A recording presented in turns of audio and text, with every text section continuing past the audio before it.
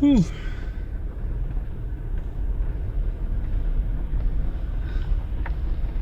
What I thought was going to be a nice little calm walk on the shore was a lot more crowded than I was thinking.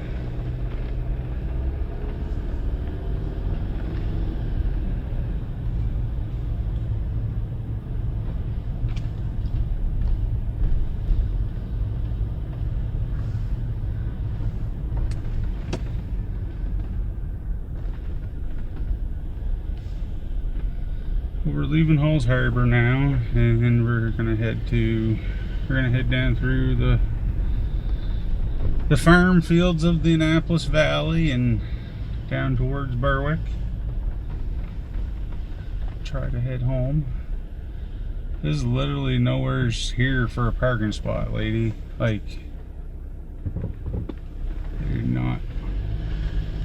you are not off the road a bit. That's as foolish as you can get. And I don't mind calling you that, because that's kind of stupid in my opinion. She can't even tell that she's about to, like, if she pulls in, she's gonna be on the step. Like, maybe leave that place open, or like, oh, some people.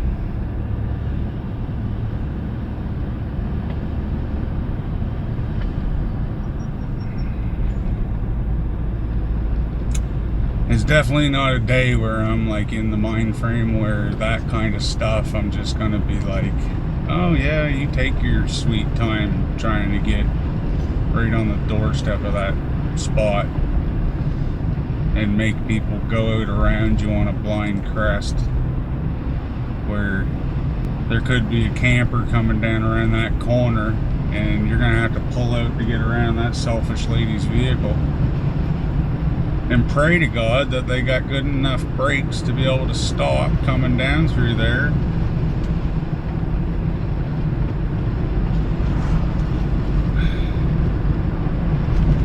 That's why they say driving's a right, it ain't a privilege.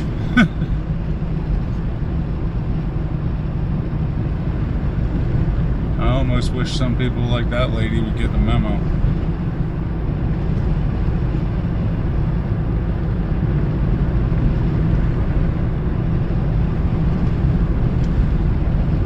To me, if there's one person that's going to park there, it better be somebody that's like mobility challenged, not some lady from Ontario that just don't want to walk 6 feet to the open entrance of that store.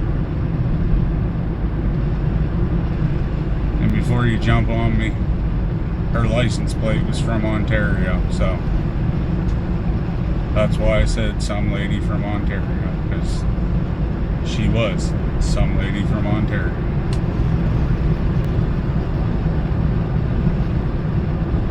But what boggles me is you got to drive down around the corner. She knows that sharp corner is there. She knows, like, and she chooses to park there and make it more of a risk. Like, it's just, I don't know. Am I the only person that sees that as a level of ignorance that really, I don't know. And he's gonna come right in. Yes. I don't think he even checked the mirror.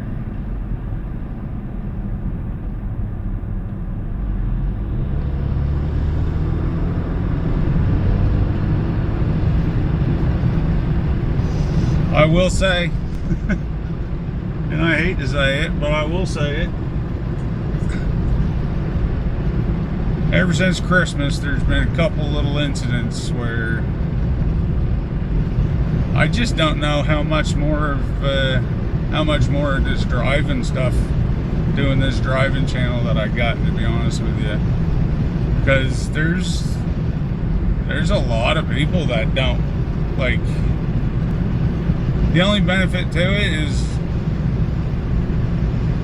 I got a camera here in case one of these people back in front of me or pull a Yui on the highway and because it's the stuff that I've seen while I've been driving is nuts. Like in Annapolis just the other day, I had a lady, she was just in front of me, and without any warning or nothing, she was about 4 cars up ahead of me. And I mean, I wasn't riding her bumper, I wasn't trying to. She had lots of space, and I was just driving at her own pace. But she pulls into the hospital parking lot, not the parking lot, but like the open driveway. And before you could even put the brakes on or see the brake lights, she's already thrown it in reverse and backing out. And I've got cars behind me, but she was backing right out in front of me. Like, I had to lay the horn on. There's been numerous times with like the Department of Highway fellers that like I've come through and the flaggers aren't even looking up. Like, they ain't even got. You don't even know whether they're actively flagging or not. Like, it's.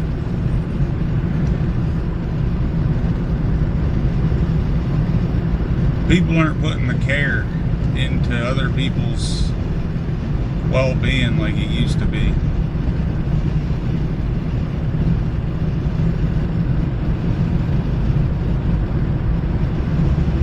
People just care about getting from A to B as fast as they can. And the worst thing is if they get a vibration from their phone or a little ding-ding saying they got a text message, your brain almost just shuts right down, and they just sucked right to the phone. And the number of people times that I've gone by and I just see people driving with one hand on the wheel and their phone up on the steering wheel, like kinda.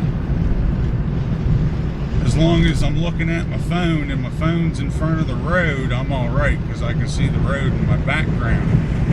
It's almost like that's what they're thinking.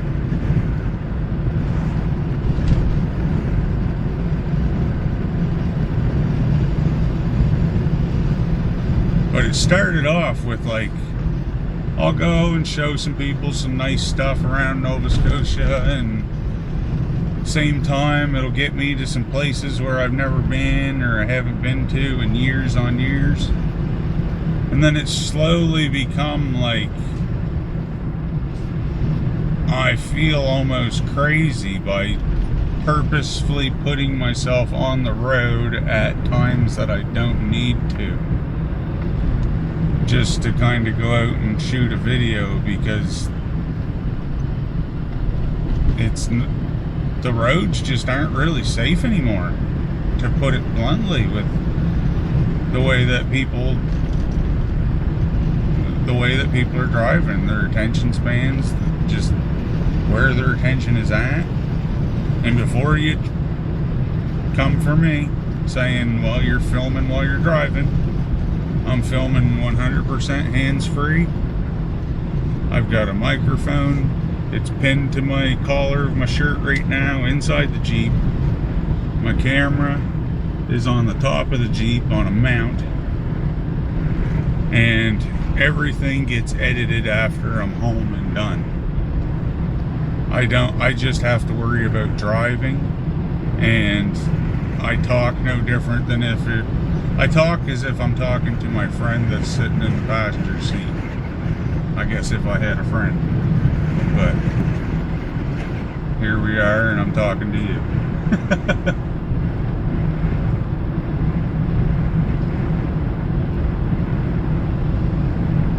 So that's how this process plays out for me. And I try to do it as consciously safe as I can. Like, I knew what I wanted to do as far as my channel and how I wanted to show things. And it took me a little while to get some of the ins and outs to where I'm 100% hands-free. But it was the best thing that I ever did instead of having a tiny little mount. Now I can have that thing up there going down the highway at 100 kilometers an hour and it's not going nowhere. And furthermore, I've got a tether that comes from the top of the Jeep where the camera is mounted. The tether is attached to the mount. The camera is screwed to the mount and has an attached clip to it, so both of those features would have to fail.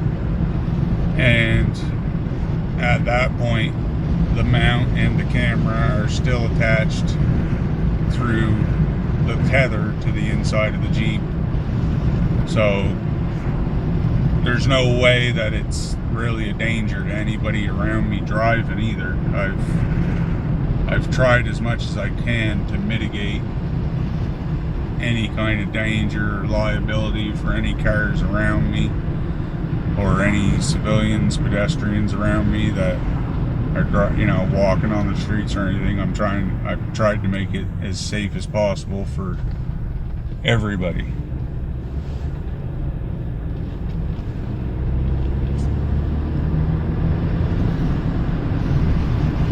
Because the last thing I want to do is be a danger to anybody when just trying to show off the beauty of our province.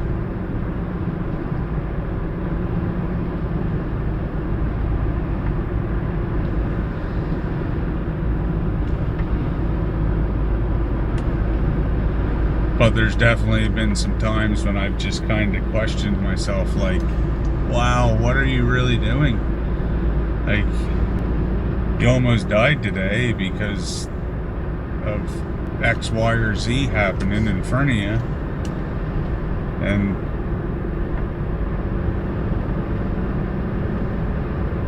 at this point, it would have been for nothing but comments and some conversation. There's definitely times when I think I'm crazy doing what I'm doing.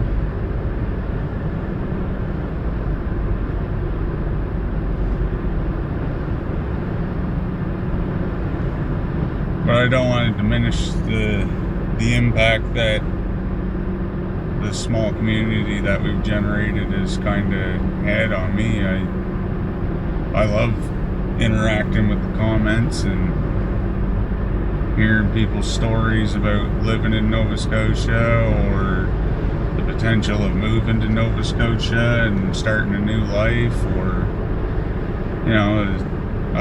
I really like hearing from the military, a lot of the military personnel that's reached out and kind of,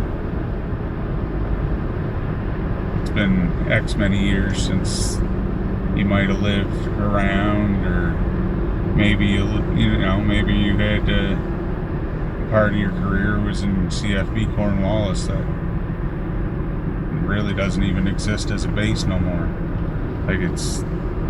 I've really enjoyed reaching out, and the people that's reached out and commented on the videos and allowed me to have those moments and those conversations.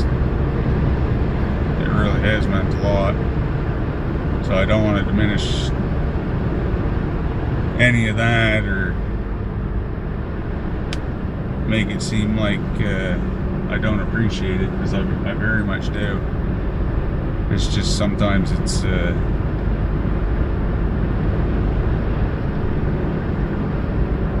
sometimes you just gotta shake your head at what you see some people do on the roadway without the conscious concern of somebody else's safety. And it never really ceases to amaze me, but I don't think I really expected a lot of what I was going to see and a lot of what I was going to witness while doing a lot of this. Because I won't even lie, there's a lot of videos that I've made where I haven't even published them. I've just deleted it because chances are somebody will get arrested if they seen it, or probably should have. Like, if there was an RCMP that watched you know, a video that I put up with somebody doing like a 4-point U-turn right in the middle of a highway, like, which I've seen. Or somebody just sitting there parked in the middle of the road sending a text, oblivious that they're like not pulled off the shoulder, and relatively ignorant when you actually get out of the vehicle and go up and check to make sure that they're not having a heart attack or something, and they're just pick their head up and see you stand like he was legit just sending the text. And to this day I can't even it blows my mind, because I thought it was somebody had a heart attack, and yeah, it was just a guy in a white Toyota sitting in the middle of the road. At least he wasn't like driving and texting, but it was the same as me right here. If I just put the brakes on and stop right there and sent a text, there was no pulling off to the shoulder, there was no nothing. He was just right stuck in between the mustard and mayo and just texting away.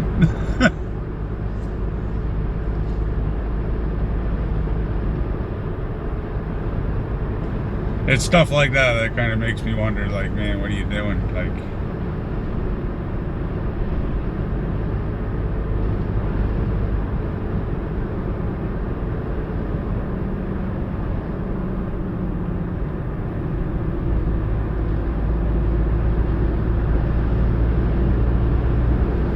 but I don't think that's just an isolated thing to hear. I think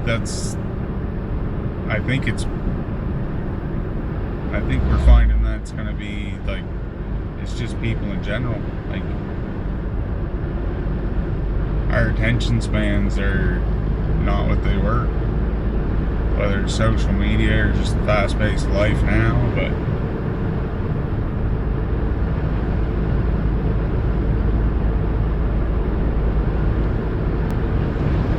the things that used to grab your attention or hold your day like they used to 30 years ago, they barely hold people's attention for 15 minutes now.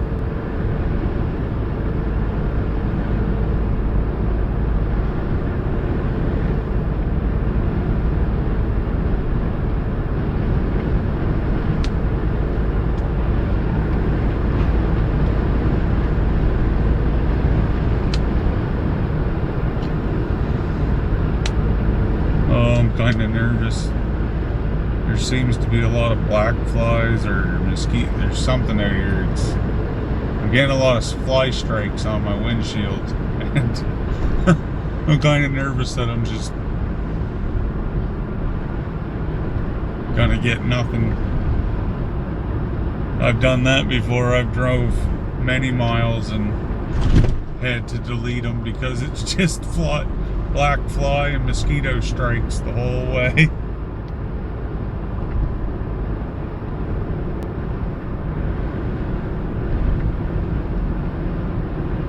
I like those orchards though. Like, the orchards are so pretty. You go down, you can look down the rows and rows and rows. I think that's one of my favorite clips of when I re-edit it, is when I go by the orchards and you get that satisfying when the orchard row kind of lines up with the camera lens, and it's that straight on snap right down, like it's the hall, like you're looking down a hallway. I think that's one of my favorite shots that I get with this setup.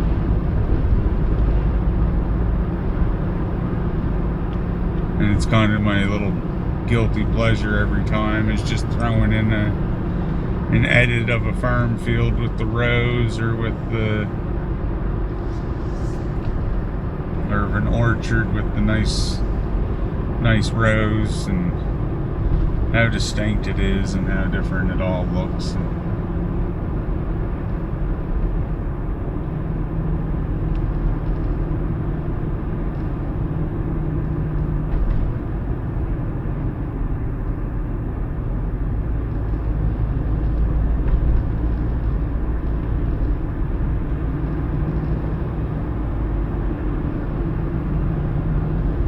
Waterville and District Fire Department. We're still on the Route 221.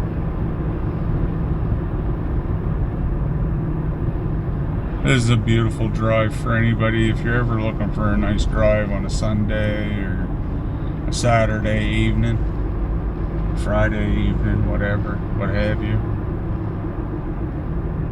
This is always a beautiful drive. I love it. A lot of times when I go to New Minas, I'll drive the old 201 as far up to like Greenwood as I can, and I'll go off behind Greenwood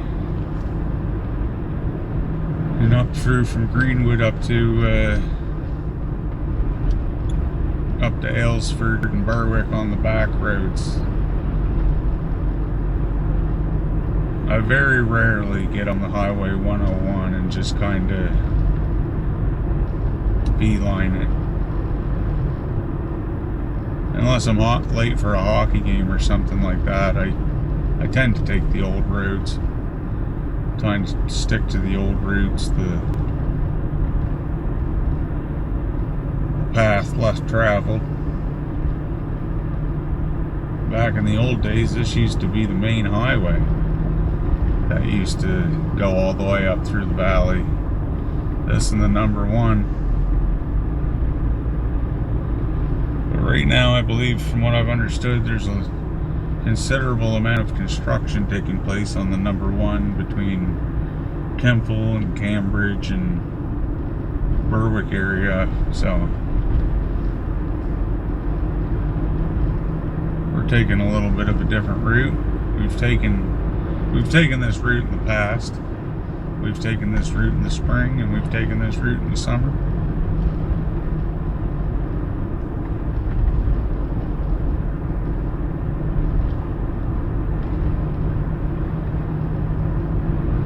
But that's the beauty of Mother Nature. She very rarely ever looks the same.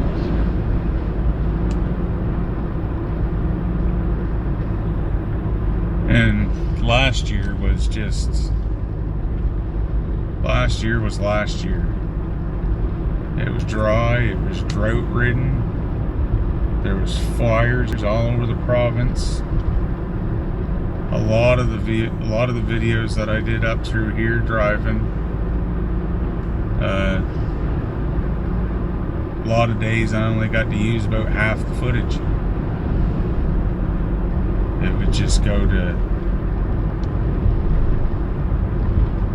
either an orange sky or like too smoky. You could see like the smoke going across, and it just wasn't appealing. It wasn't what you wanted to kind of advertise Nova Scotia as or showcase it as. Kind of. Last year I compared it. Last year Nova Scotia looked like a tinderbox. All you needed was a match and a little bit of wind and trouble was started.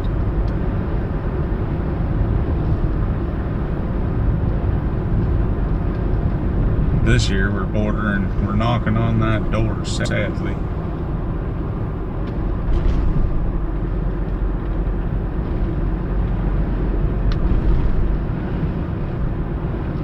I just hope we don't get to that level ever again.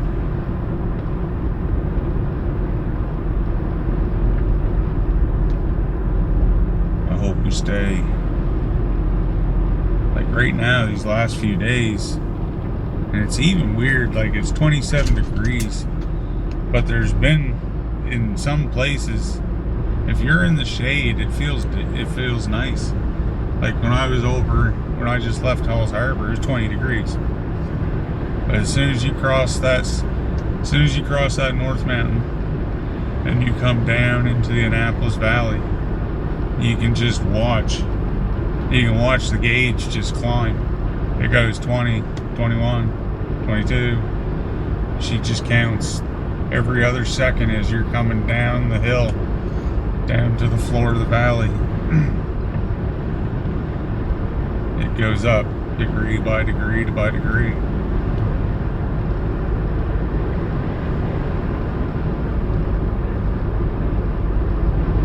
but the air is dry. It's weird. We had that massive thunder and lightning storms that came through just almost a week ago, and now it's the humidity is gone, and it's completely different weather. It went almost for a few days there. You almost wanted to say it was too chilly. But for what's going on in the rest of Canada, you almost feel guilty saying that it's too chilly. The last thing we want to hope for is more sun and more heat with the situation we got going on across this country.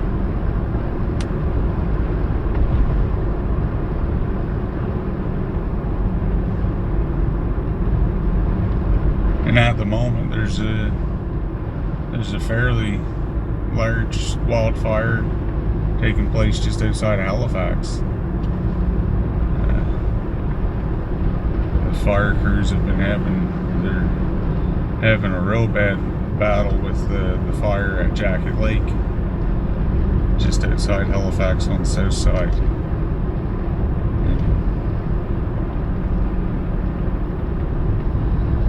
That has grown, I believe, up to, I think, 1,800 hectares, which on the border of Halifax, and like you're getting up into the more developed section of the valley. You're getting up into where there's some nice homes and some big money homes and some more heavily populated areas where it's posing a real risk, not just to wildlife and to nature, but to homes, to lives, to the economic value of entire villages, communities. So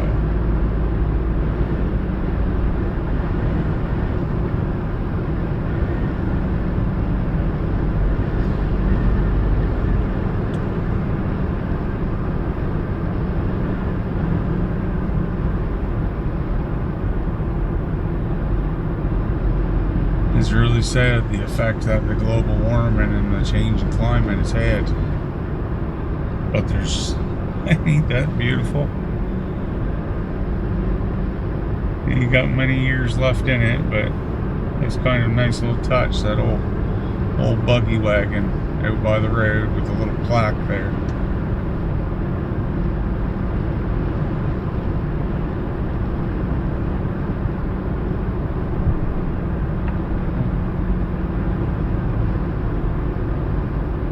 Yeah, there's no denying the change that's occurred. And for me, the only place that I've got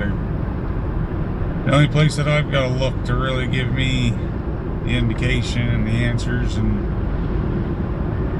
kind of back up that whole idea of climate change is look at the tides, the tide book and the scheduling and the amount of water that flows in and out of the Bay of Fundy every year, or every day, twice a day, every day.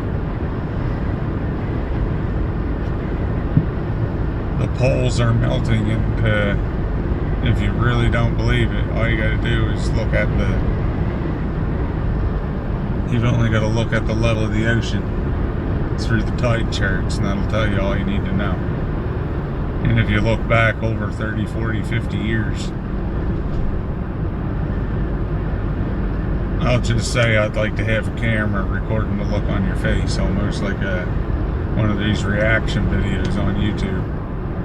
I think it would really... My voice is just drying right out. I can feel it just cracking and drying.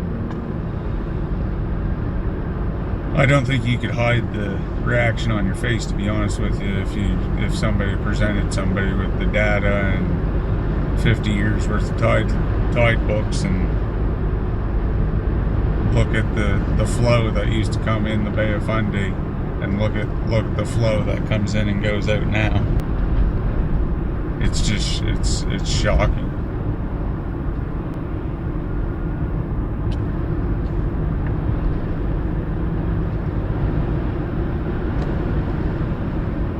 And like I said, there's absolutely no way to deny it, because it's proof. It's data. It's recorded data before they realized what they knew they was recording. Before there could have been a quote-unquote agenda.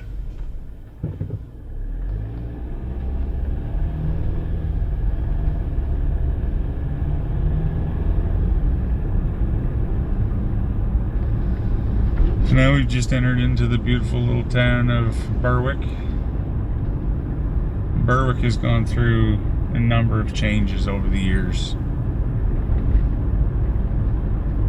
It was a beautiful, bustling little town when I was growing up, and it's kind of returning to that, but it was a little bit of time 15 or 20 years ago that there was a lot of industry was leaving Berwick, a lot of youth left Berwick, a lot of the workforce left Berwick, and not just Berwick, it was the Annapolis Valley and the province as a whole.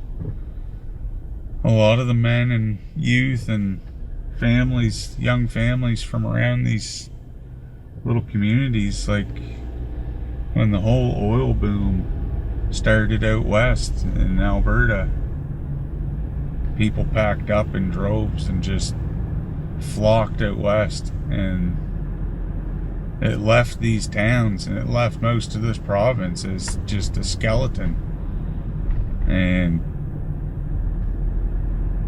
the workforce wasn't there, the youth wasn't there that had been, like, we had been gutted. And it's taken a little bit of time. It's taken a number of years to get these to get the youth back. Not to get the youth back, but just for those families that have stayed, or the new families that have come and their children have grown up, and now there's youth entering the workforce. But for a little while it was slow. There wasn't much pulling people into the area. There wasn't the young families coming to Nova Scotia, coming to the valley. It was really people exiting.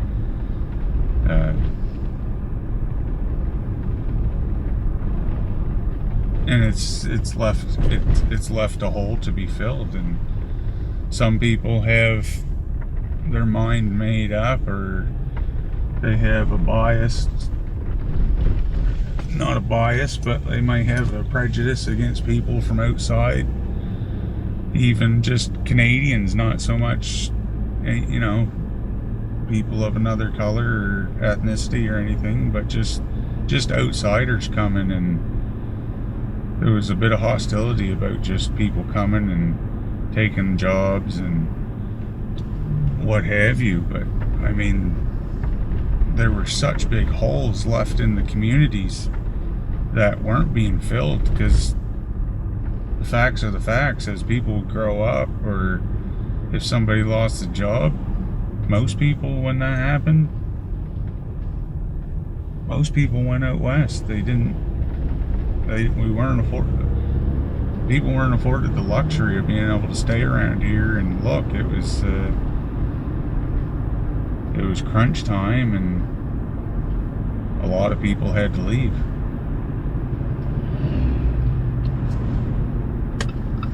And the towns felt it. And there wasn't much you could do about it except for wait. Wait for new blood, new families, new youth to grow up and enter the workforce, new families to move hungry and be hungry for work, and a different pace of life or whatever. And slowly the valley in Nova Scotia has changed, but Now we're trying to play the catch-up game, because the valley definitely, the world accelerated, and Nova Scotia has struggled to just keep the pedals moving.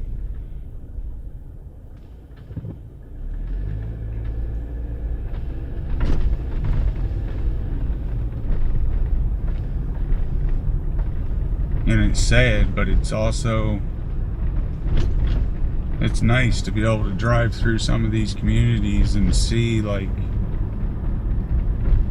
if you lived around here 20 years ago, you can definitely tell that places like Berwick are on a rebound. Berwick is most definitely coming back. Most people would say Berwick has came back. I love this town. I love Berwick. I don't know. When I was younger, I hated playing their hockey team. But now that as I've gotten older, it's one of the towns that, to me, the struggle that Berwick has endured has kind of made Berwick a quintessential Nova Scotia town. I don't think you can have Berwick or Nova Scotia without a town like Berwick. Like, it is, this town embodies what Nova Scotia is. It's gone through the roll, it's gone through the fight. It's lost part of the fight, and it came back out for round 2. You got to admire that about a small town like this.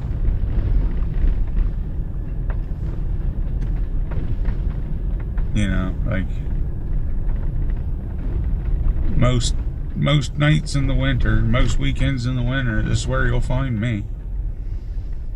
About an hour away from where I live. Right down that road right there at the King's Mutual Center. Watching somebody else's kids, because I don't have kids. Not by choice, it was just the way Mother Nature and the world that's the way everything rolled for us.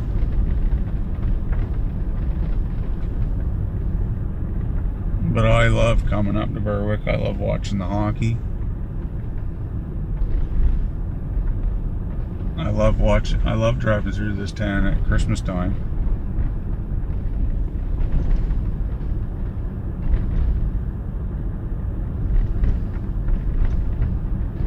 It's like I said on previous video, it's amazing the stuff that catches your eye and the small things that give you enjoyment at one phase of your life compared to 20 years later when you're in a completely different phase and you still feel like the same person, but you got a completely different appreciation for the entire world.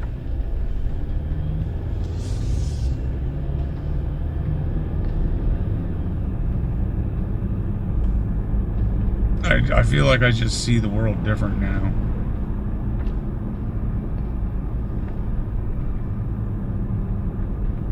I think a lot of it happened when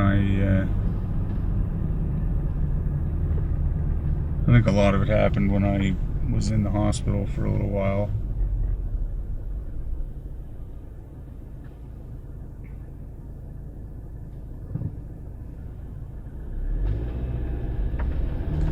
You kind of just, once you're forced to watch the world go by, and you realize how fast it can go by and nobody really notices that you're gone.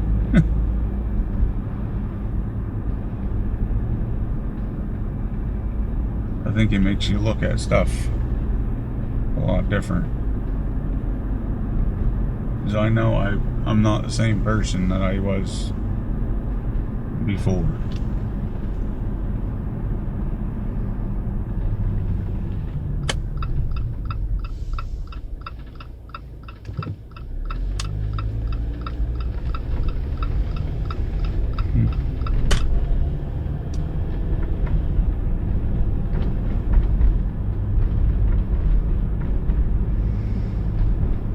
nice to see kids out riding bike. He doesn't even know that wheelie's going to be on YouTube.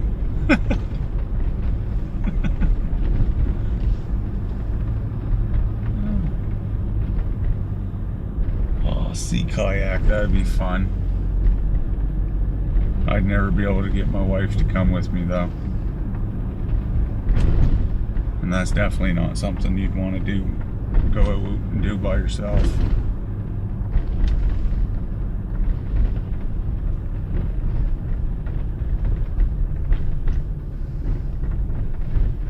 It's a nice little day though to take a little drive around Berwick. See some sights, kind of get your mind right, or get my mind right.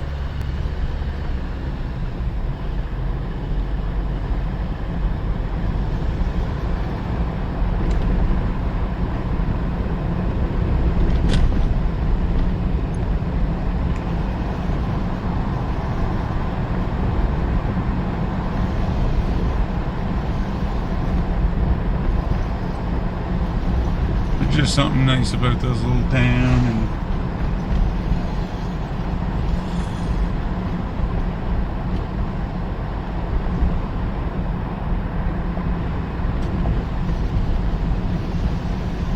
small little neighborhoods.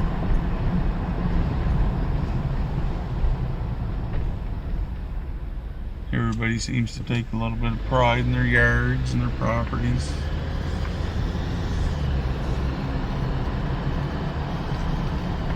It's nice to see town on the rebound.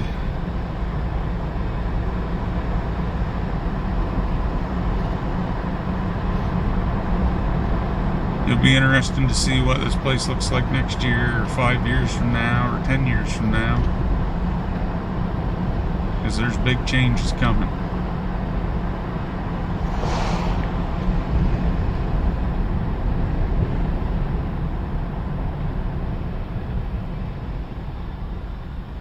And I had read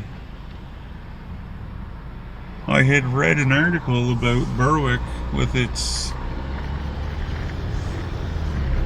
the town having a goal to be completely solar powered.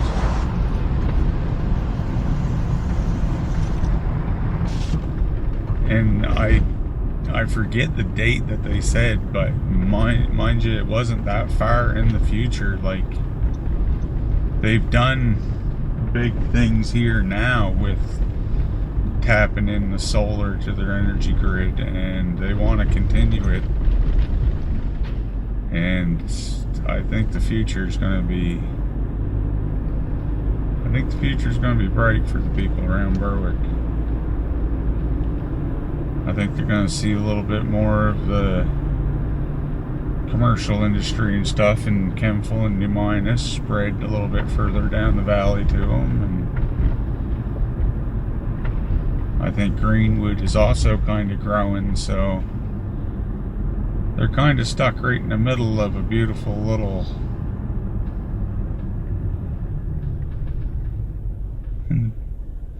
in the middle of two little beautiful towns that's going to be growing a lot over the next probably 10 years. And I think Berwick's going to stand to see a lot of benefit from it.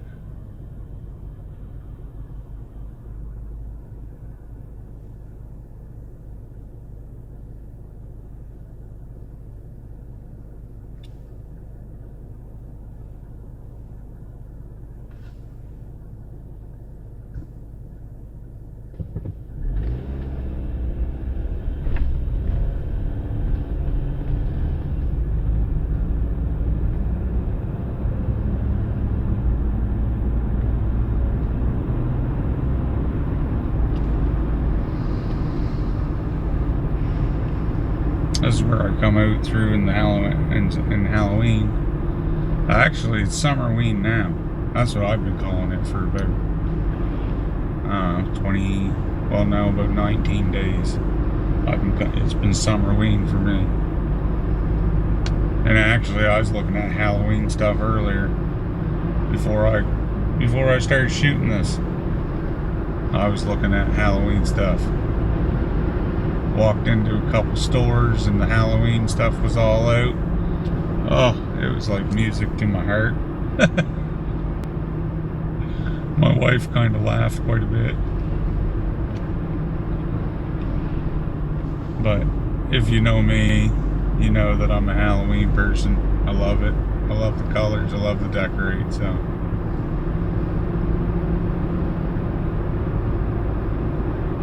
But usually I come out this way. There's a guy out this way that sells great big massive pumpkins.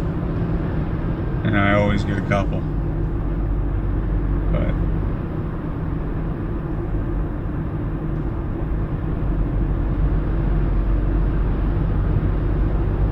this year we'll see. I got an idea this year. I kind of want to change stuff up. Last year and other years, it was always the theme was always kind of like a crazy pumpkin patch, but with kind of everything. Like the pumpkin patch, like it was a cross between a pumpkin patch and a cemetery, like a haunted cemetery with a pumpkin patch that's grown into it and stuff. But like it takes a lot. Like I mean, there's like upwards to 50 pumpkins that I do. And then you got the animatronics. And then I got the I got one too. I mean, I've been building it over years, but like I got everything is pretty big scale, you know? Like I like big stuff. And I like stuff that's going to catch your eye, bright colors, big stuff, lights. So like, you know, groundbreaker skeleton that's like 4.5 feet tall, and that's just half of his body. 12-foot skeleton, you know, like 12-foot reaper. It's multiple skeletons, multiple tombstones, like full-size tombstones, full-size skeletons. I got a scarecrow that's like 15 feet tall. I don't know, 13 or 15 feet tall. It looks like his face is like burning with the flames of Halloween.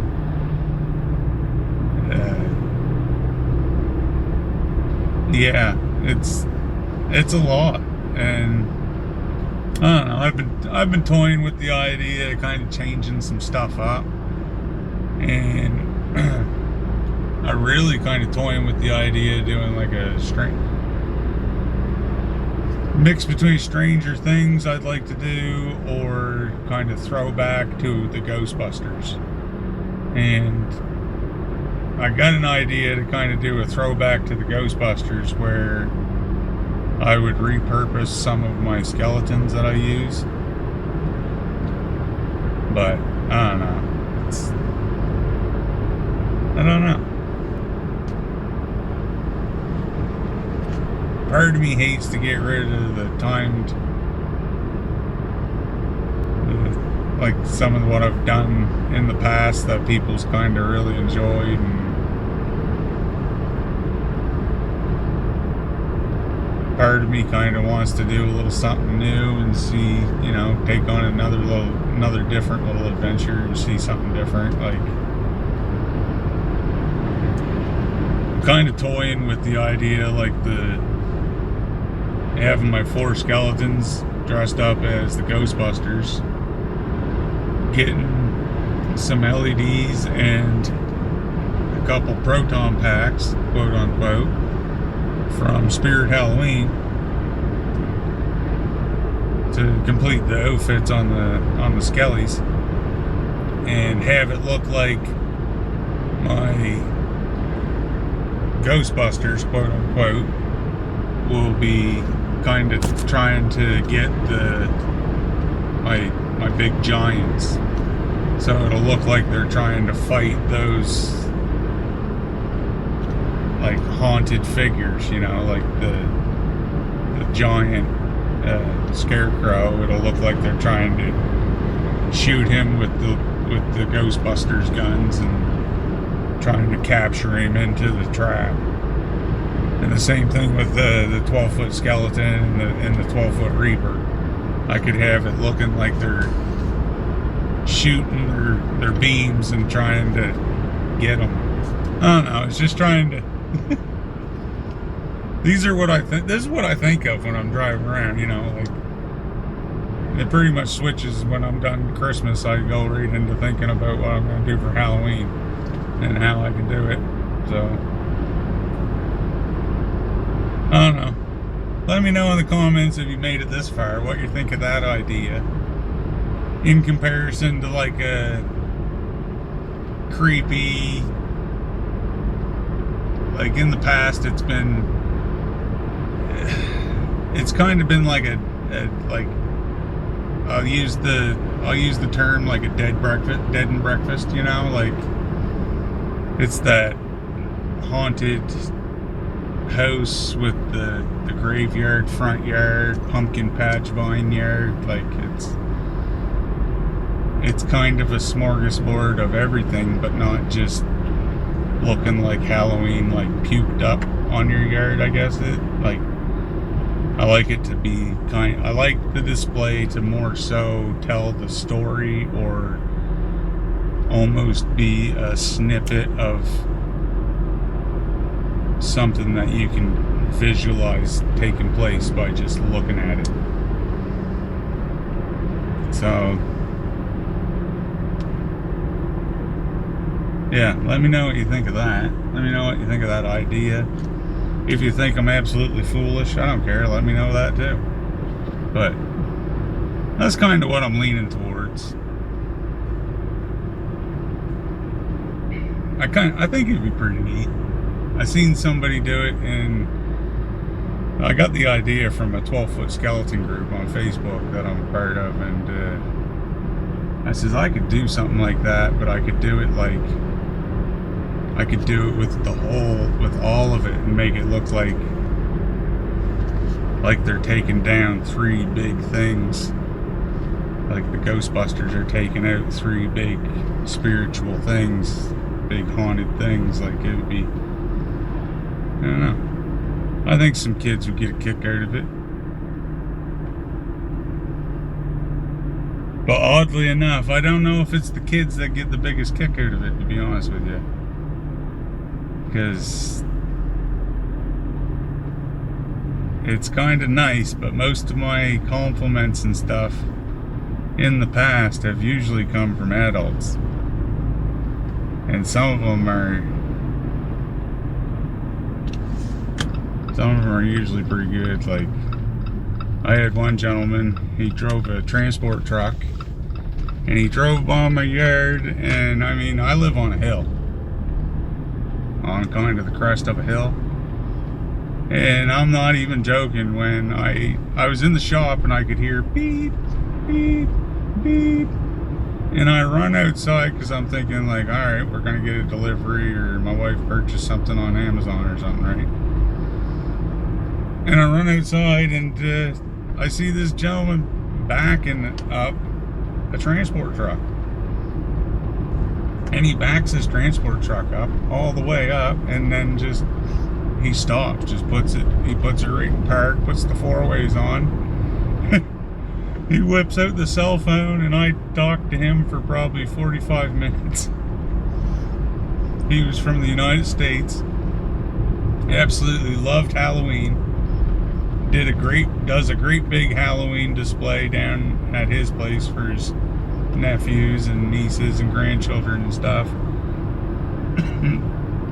And it was great. He sat there in his truck for a moment, he took a number of pictures, and then he asked me, he complimented me on it for a little bit, and then he asked me, he's like, do you mind if can I take some more, can I get up closer and take some more pictures and this and that? And this gentleman, he went all through my display, and it was pretty cool. It was a nice little, it was the pat on the back that like I kind of needed to keep it going and not feel foolish for doing it, but it was pretty nice. And different nights, like at night, like after dusk is falling and stuff, and golden hours kind of settling down, and it's kind of neat because once the display goes up, you'll start getting cars parked on the front of the road or whatever at dusk and stuff, and waiting for the fog machine to start up and stuff like that. And I just love it. I love going out and talking to the people and listening to the grandparents that's drove their grandchildren down, that's come down for the weekend, and their one request was, can we go for a drive down to see that house that Saturday night before dark? Like that's pretty cool. It makes, like, when you don't have children and you haven't been able to really partake in Halloween for a number of years, it really feels nice to be able to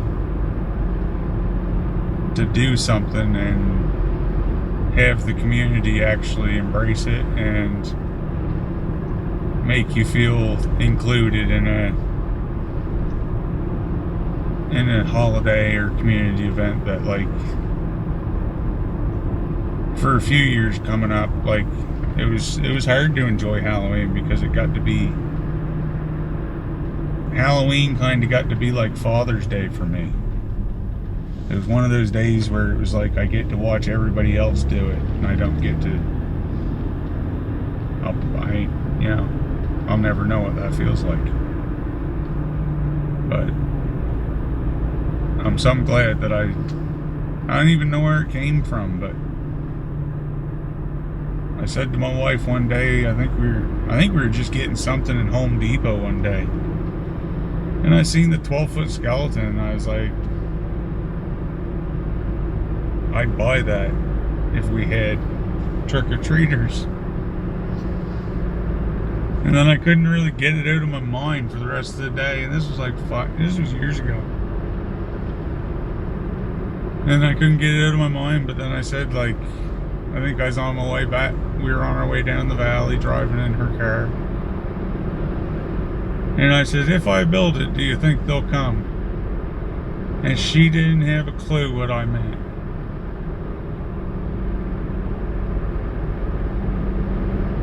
And we started talking about it. And I says, like, not nothing big, but just do a little bit every year. And it started with a 12-foot skeleton and a groundbreaker skeleton about half his size and a few pumpkins. And it was so nice to feel included again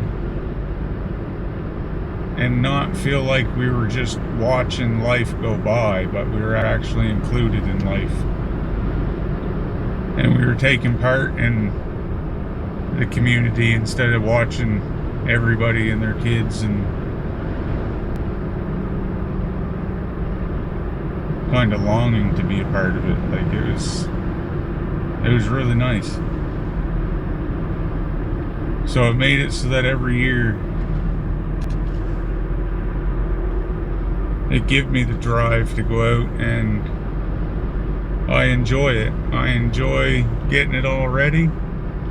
I enjoy the hustle that it takes because I like to put it all up. I'll put it up in one day. I want the kids, when they go to school on the bus, I don't want there to be nothing. And when they come home and that bus goes by, everything is set up. It's done. There's no mystery. The answer to the mystery isn't there. They don't see it going up. They don't, and then that's what gives you that golden moment where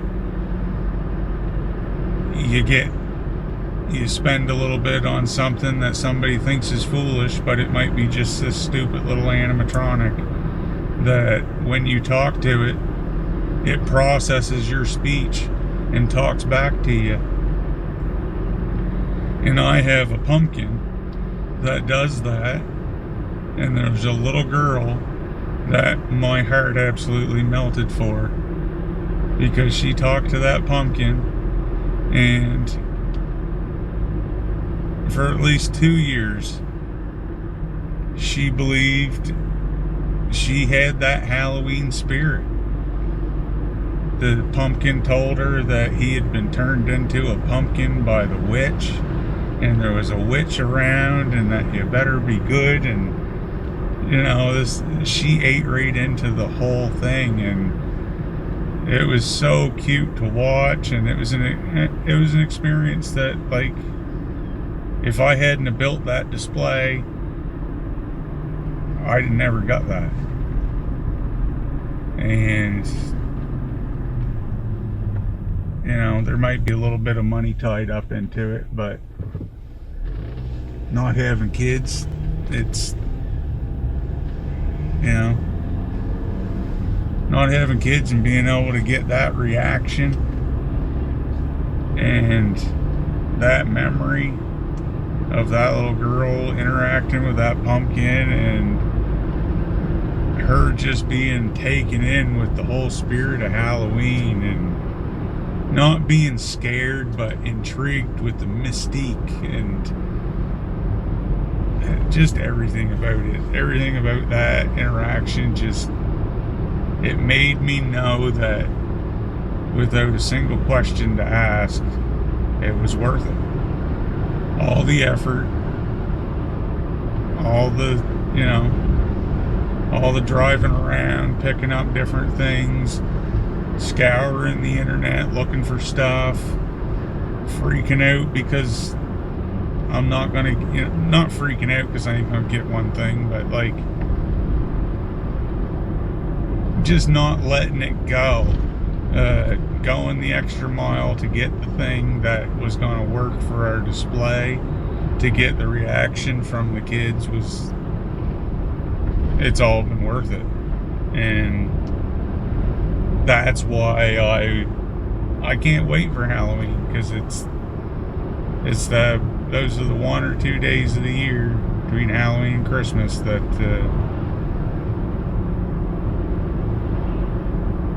I get to be a part of that stuff, instead of watching everybody else enjoy those moments with their kids and stuff. It's like, they're not my kids, but I'm putting a smile on children's face. We're putting a smile on children's face. We're making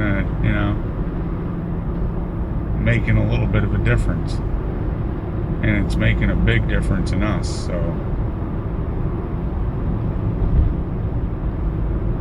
I think when that's the payout of it, I don't think doing the Halloween decoration is,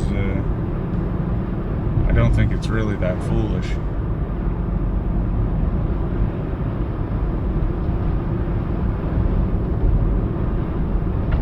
And thinking of it now, I got a smile on my face. And the wheels are turning. I've got so many things that I actually got to start. I got some stuff that I got to trim, like touch up paint and stuff like that. It's, like I say, I love it. I can't wait for it.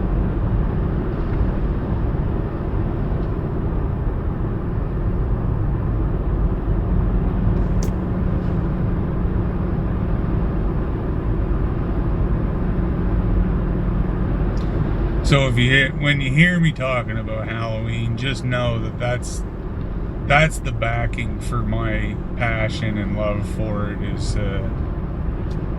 Halloween means a lot more to me than just a fun day and some sugary treats. Halloween is the day where Halloween's probably the one day of the year for me that really puts a smile on my face. And for many, many years, I had let it get to where it wasn't.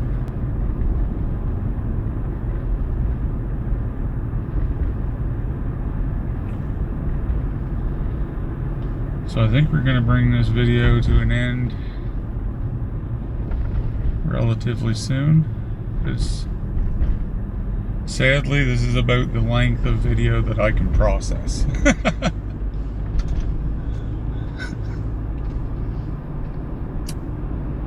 The digital world takes a lot of memory, and memory isn't cheap.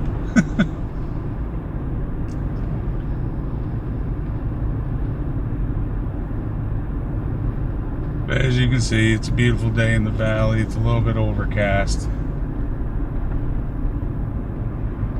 and that might be some smoke from the wildfires. The jet stream kind of does these last few days, and these next few days the jet stream kind of comes across Ontario, sinks down into the US, and it goes, once it's off of like the coast of Boston and New York, the jet stream, it kind of curls back up into eastern Canada, and we're definitely starting to feel, we're starting to see it in the clouds and stuff. Your sunsets are definitely a lot more orange, a lot more different than what the kind of traditional ones. But that's just the world we live in now. It's, some of these effects are just, you can't deny them. You can close your eyes and act like they're not there, but the stuff's happening. The effects are there, and it's affecting everybody.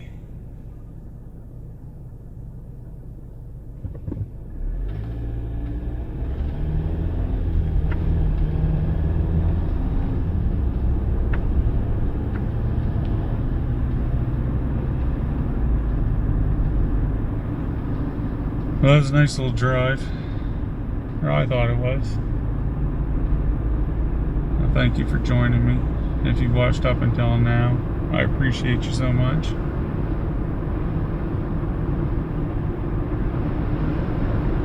I hope you have a good day. Hope you enjoy your days. I hope you try not to waste it. Some days it takes a little more effort than others, but that's all we can do is try. Until next time, we'll see you then. Take care of yourself.